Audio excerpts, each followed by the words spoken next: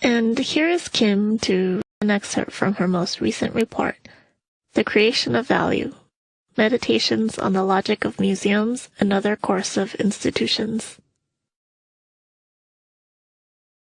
Okay, go ahead, Kim. What is a museum? A museum is basically a large box with many objects in it. The box should be sturdy so that it can protect the stuff inside from rain, excessive fluctuations of temperature and humidity, and also harmful insects. The box functions like a reverse time machine. Instead of moving you to other moments in time, it simulates time travel by bringing other historical moments to you. This is accomplished by time freezing. In other words, to treat each object in the collection like it's frozen in time. Nothing is allowed to get old and fall apart, which of course is impossible and goes against the laws of nature. But museum people fight nature every day with the latest technology in order to slow the effects of time as much as possible. That's good. What kind of objects can you put in a museum? They can be paintings, mummies, or even whole buildings. Basically, any culturally or historically important object.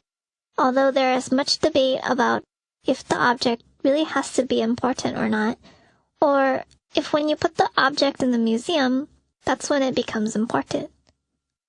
For example, why is this painting in a museum? Don't you think it's ugly? Who decided this is important enough to put in a museum? Chances are, the museum people who decide what gets to be put in a museum probably don't have anything in common with you. Museum people need lots of training so they can tell the difference between what's important and what's not important. They go to college to get trained how to think properly so that they can learn to recognize what has value. The valuable things will get into the museum where the public will be allowed to worship it. Sometimes museum fashion changes and something that was once worshipped will get kicked out. That happens, but that's okay because something else always replaces it, so who cares?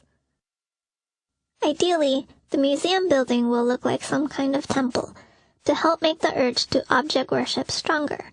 Or the building can look like a modern office building, which is actually only a different kind of temple. Inside, the objects are usually lined up against blank walls.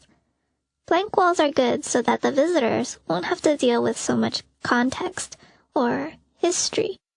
Then, you put a small label next to the object in order to guide the visitor's experience towards whatever you want their experience to be.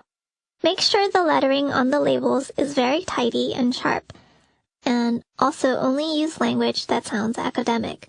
Otherwise, the authority effect won't be so convincing. That's the formula.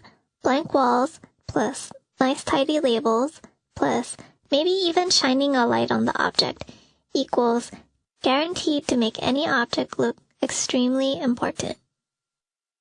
So, who runs these elite museums? Well, museums are like factories where certain values are manufactured and then distributed to society. If you want to see who's making the decisions, maybe you can request to meet the Board of Trustees. Actually, at first I thought there must be some kind of law against having poor people on a museum's Board of Trustees. But then later I found out that actually there isn't any law like this. This is just the way they like to do it. Anyway, the Board of Trustees are the ones that tell the community what is worth remembering and thinking about, and therefore also what is worth forgetting and not worth thinking about. This is a big responsibility, so they are very careful about what kind of people they hire to work for them. Otherwise, if the museum starts sending out the wrong kind of perspectives, this can lead to mayhem for certain people. This is why, if you want to work at a museum, you must be educated in the school system for a long time, unless you just want to work as a security guard or help load boxes, in which case you don't need hardly any school at all. You just can't have a criminal record. At the end of the report, Appendix A, I also included a fictional story that kind of shows how all this works. You know, like by the time you see a certain display in a museum gallery or something. In my story, Pinky dies, and then somebody who works at a museum says, "Hey, let's put that cat in our museum," for whatever reason. So a taxidermist takes Pinky apart and puts her back together again, the right way, so that her body won't just, decompose.